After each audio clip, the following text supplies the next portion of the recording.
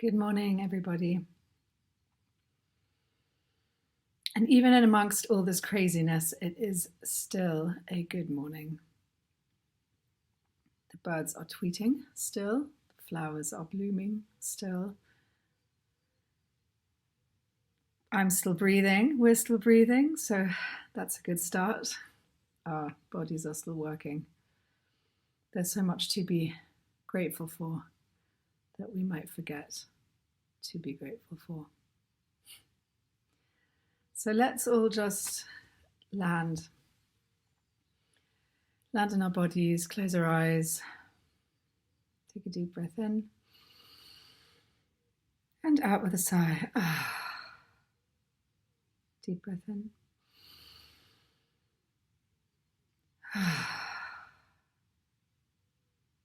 Deep breath in again. Maybe a stretch.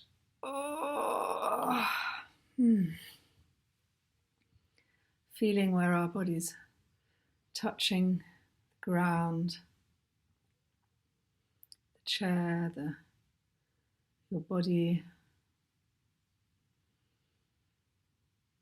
and sending a strong root of energy right down into the center of the earth, Mother Earth, feeling super connected to this planet that we live on. Feeling also a ray of energy reaching right up and up through our bodies and into space and the great mystery, giving us a connection to the don't know that also brings in our inspiration, combining the two in our hearts, feeling grounded, connected and centered, and coming back to the room. Well. The virus keeps going and the unexpected keep coming. Today I wanted to talk about as above, so below. It's a tenet which comes from Hermes Trismegistus originally, who started the Hermetic order and was around in Greco-Egyptian times. And really it was at the root of a lot of the mystic secret societies groups going forward. There's really a basis also his works of alchemy. And that may all sound very ancient and woo-woo, but actually is quite relevant in these times. And as above, so below, as within, as so without, was a tenet, and it really underlines that we are all connected. This is a big system, the huge, the small. So many of the systems reflect each other, from the molecular up to the universal. Yes, of course, more recently we've found that the very small quantum and the very large might have different ideas. However, it brings us back to the fact that everything is connected, everything that we know, everything tangible that we see and use, and even smaller and larger, all these different frames of references are connected. And this virus has shown more than ever how connected we all are, particularly now as a global planet. All these ideas of control that we set on them as humans, separations that are invented by us, borders, races,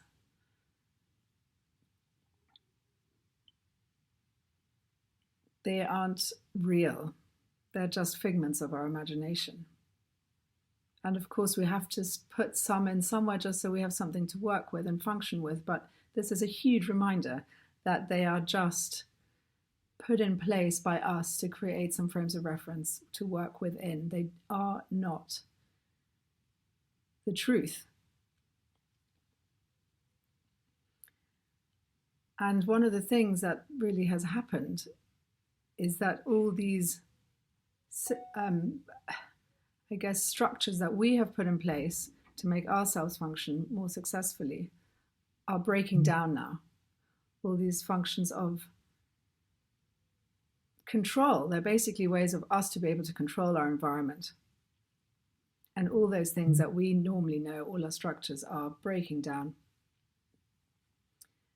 And we are losing control. And that's one of the reasons that we're having such huge anxiety, because everything that we know is breaking down.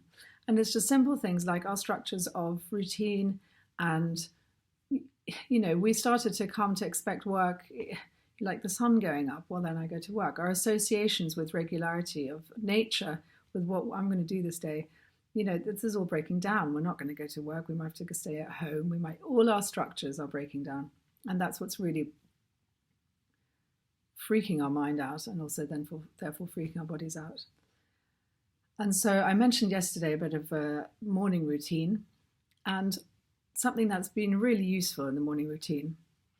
There is a big joke, of course, that no one's got time for that kind of thing, and you have to be basically self-employed and to have no work before lunch to do all the things you'd like to do. But what is brilliant about setting up your own little routine in the morning, even if it's only for 10 minutes, doesn't matter, but it is creating your own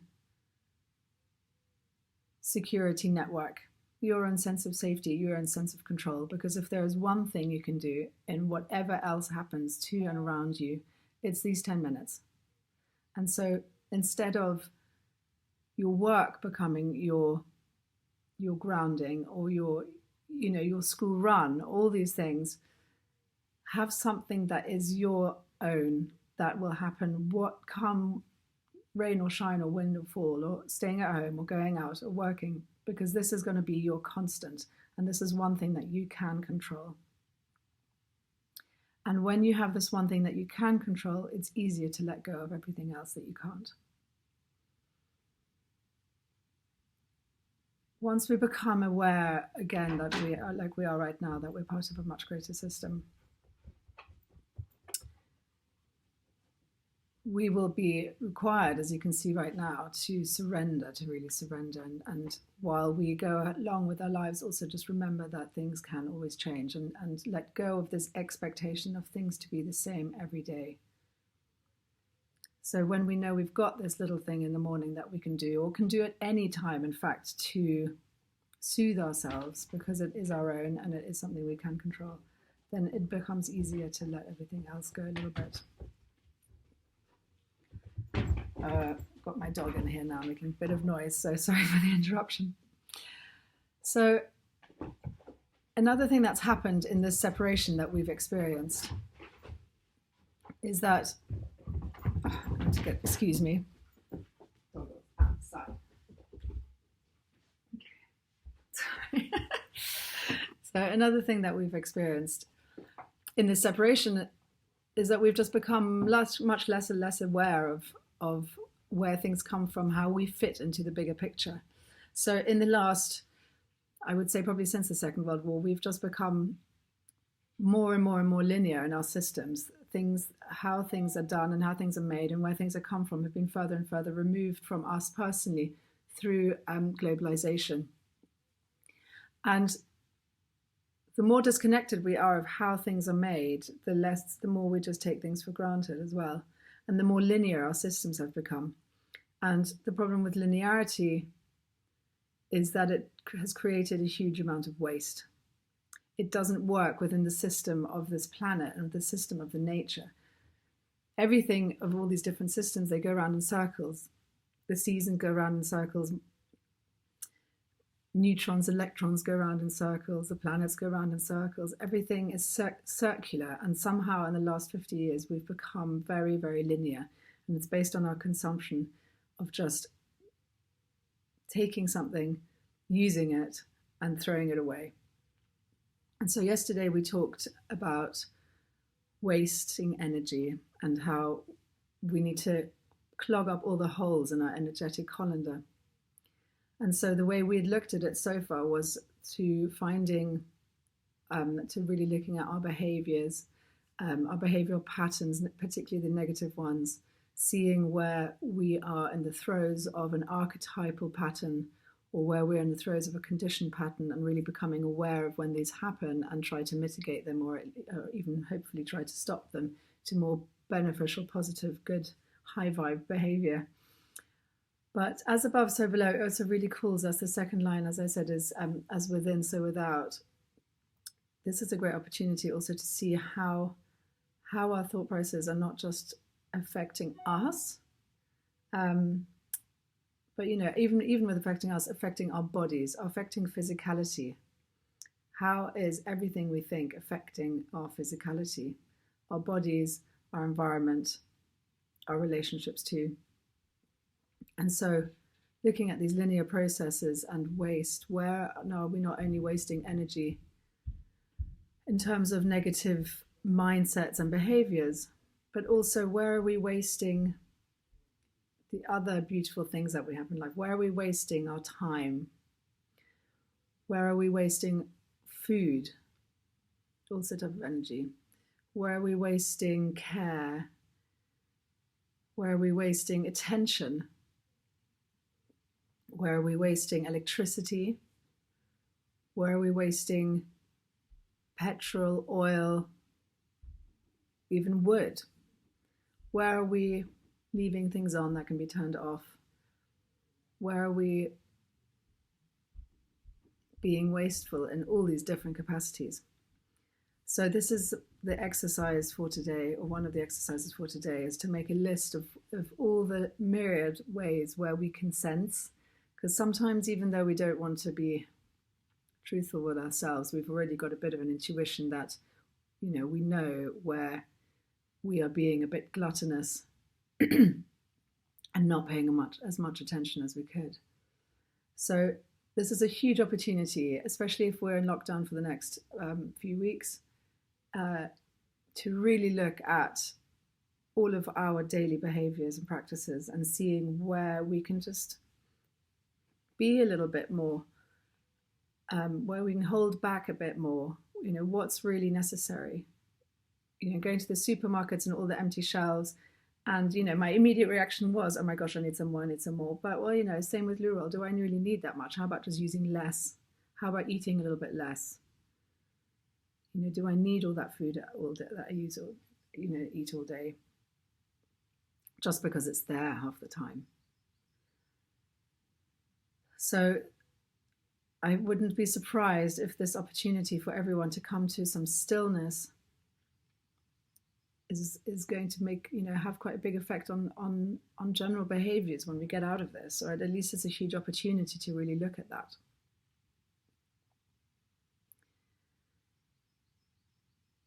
The linearity also comes with convenience. It comes with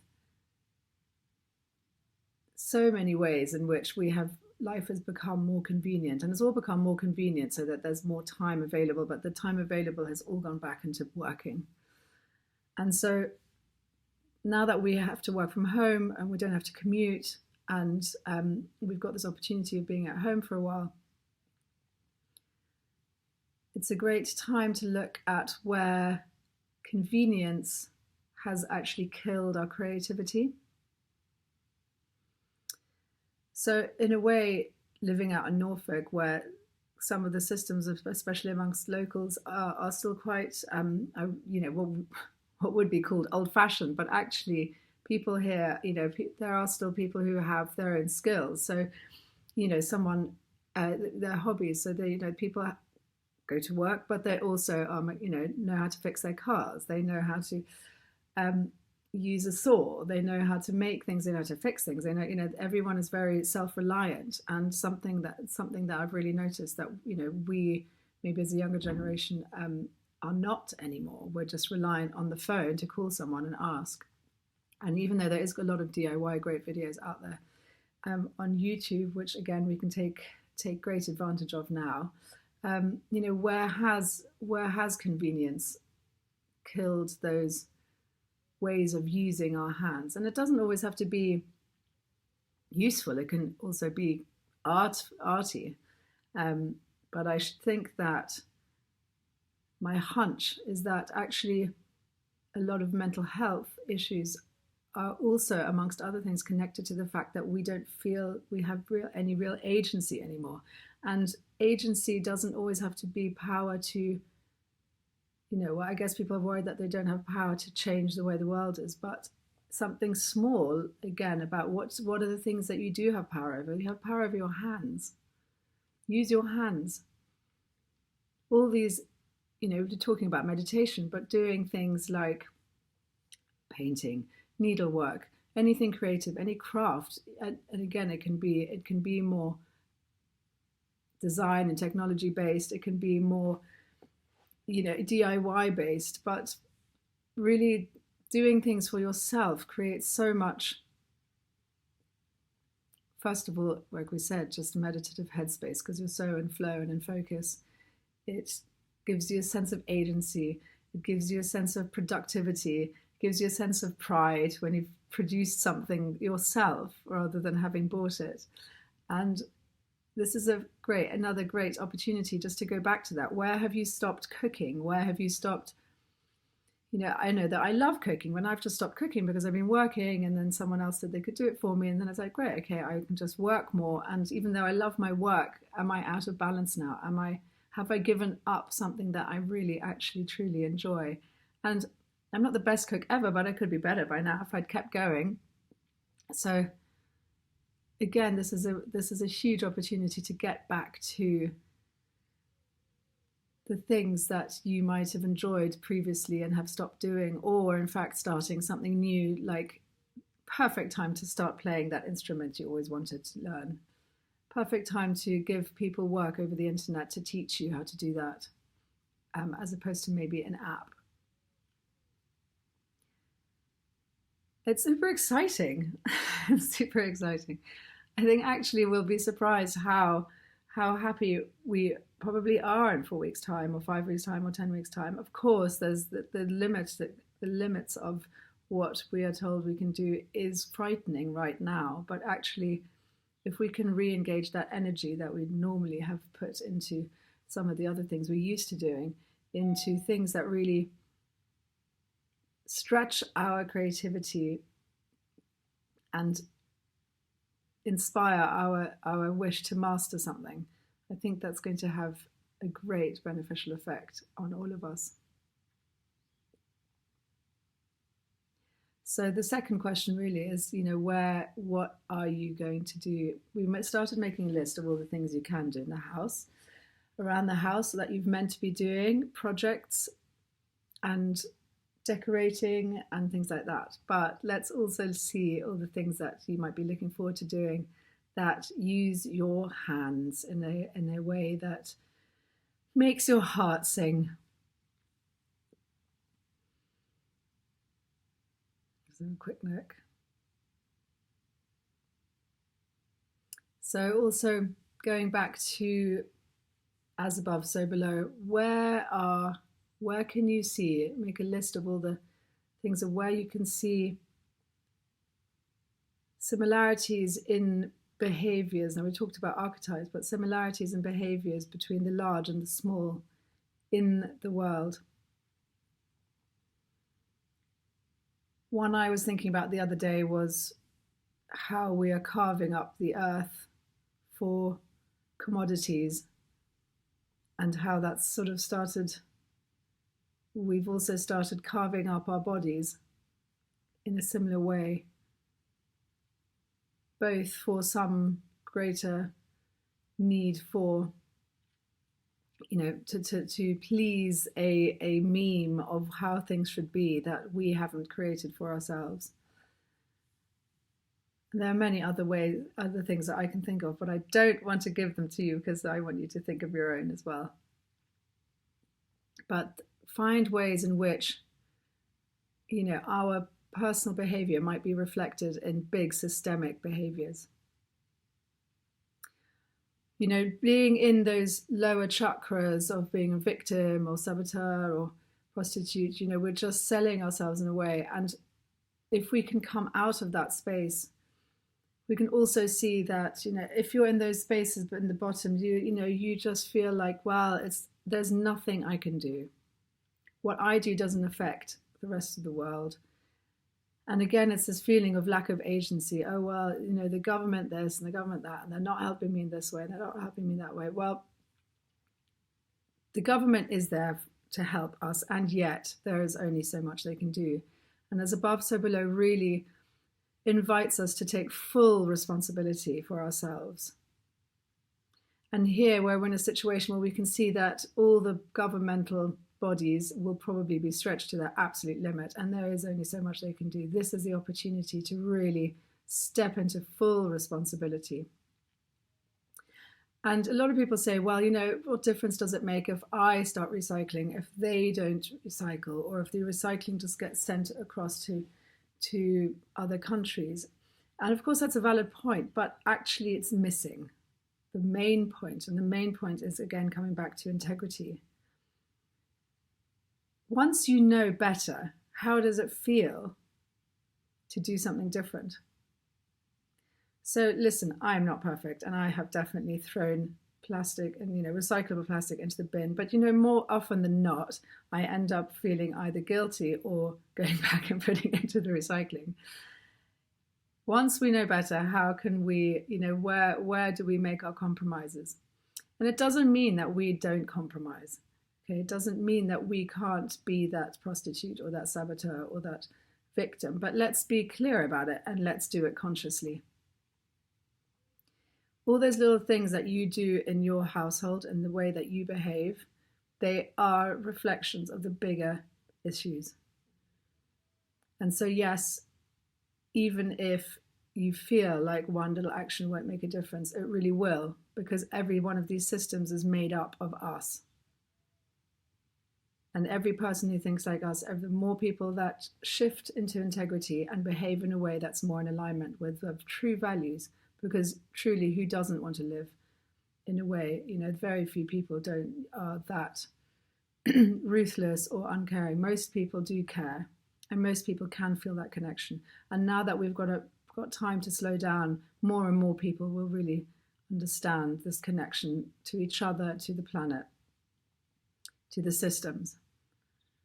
So it's a brilliant, brilliant time to just look at all the ways in which you can just try a little harder. And of course, it'll not be perfect straight away, but it's all about, again, like we were saying, building these new habits, building positive behavior, retraining our brain, and just really making the intention to stay on that path and not get sucked back into convenience. Anyway, that's most of what I have to say today. So just to recap, for the exercises, where do you find that you're wasting?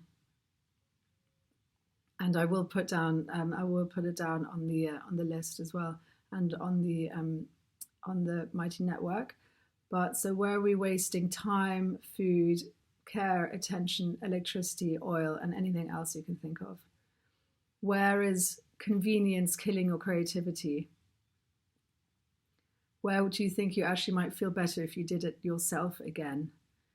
And also where can you take the opportunity now to have this time to create something with your own hands? What are you going to make with your own hands in the next few weeks? I mentioned the little ritual for yourself, so that you have this one thing which is entirely yours and cannot be taken away from you, come hell or high water. And also important, if you've got kids at home, make a routine for you and your kids that you stick to, because I think that's definitely going to help in terms of being able to maintain your space well. When it's chaotic in terms of who's doing what and when, and there's not that many things you can do to get at the house, my hunch is it's going to be really great to have a plan in place as to what things are allowed when, and clear boundaries for the children and for yourself. Find places that you can work from at home that is not your sofa. Make your own little workspace. Create the boundaries that you need within your own home, that are clear boundaries between everyone in the household, that everyone sticks to, so that everyone can stay sane. Anyway, I'll put the comments up. Hope that's been useful to some of you and has given you something to work with for the day. And I look forward to seeing you all again tomorrow, hopefully. Take care.